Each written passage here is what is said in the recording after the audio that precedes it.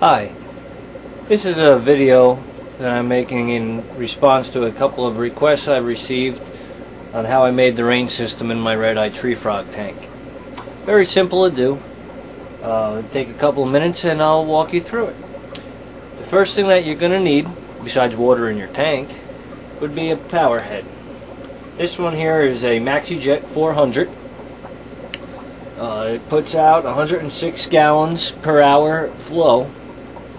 Now, depending on the size of your enclosure and how high of a lift you need the water to go for the rain bar would depend on the size of the power head you need.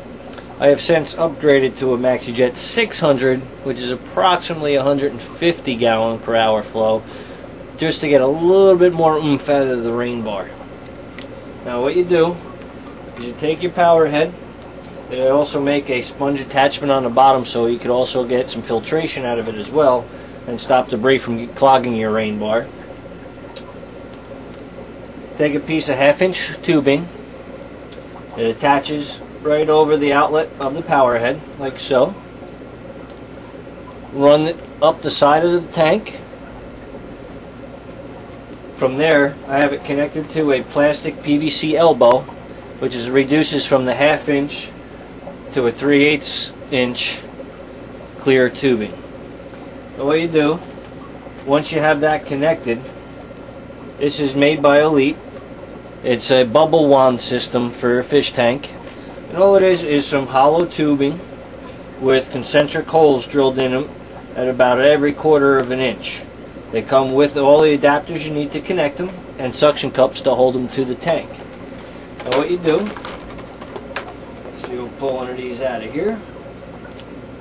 You get your suction cups, moisten them a little bit, slide them onto your bar, and position the holes as to where you want the flow to come out of. Whether you want it to come straight out, straight down, maybe a slight arc, and then they just connect together like so. They come with 3 pieces in it, which gives you 23 inches. You can also add to it, and depending on the size of your tank, just add another kit to it until you get the desired length that you need.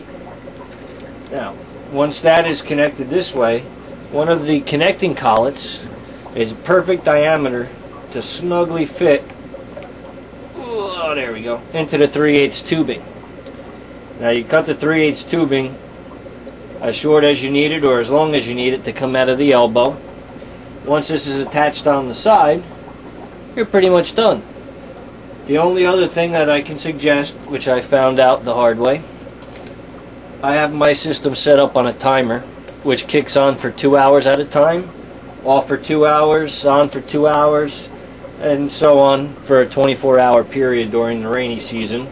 And then I slowly diminish the time as the dry season approaches to cycle them for breeding.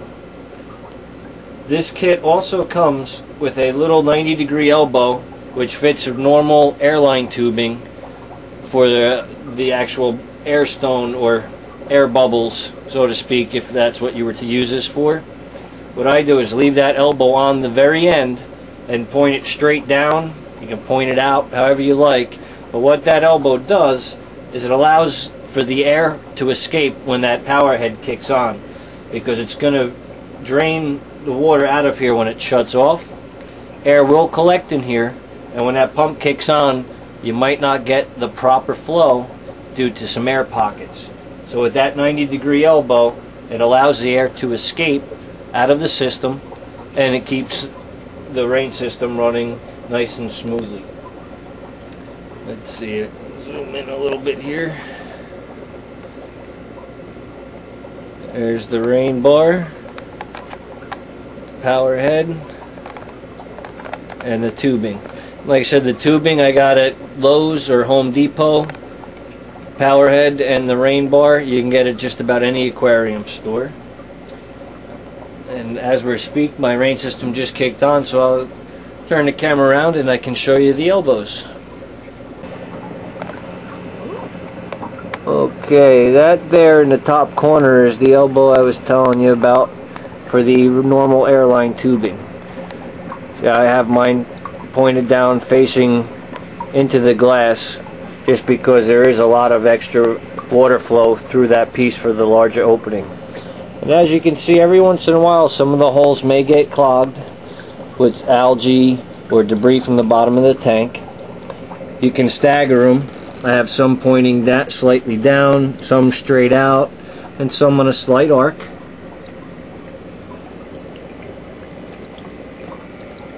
There's a frog. And in the back corner there, if you can see behind the black cord, is the PVC elbow reducer that connects the two different size hoses, which runs down the side of the tank into the water, and there is the power head.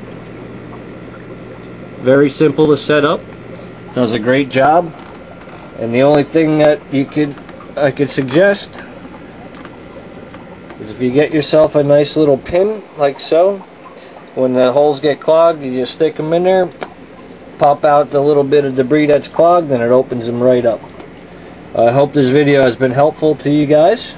If there's any other questions, feel free to drop me a message, and I will try to accommodate you as soon as I can.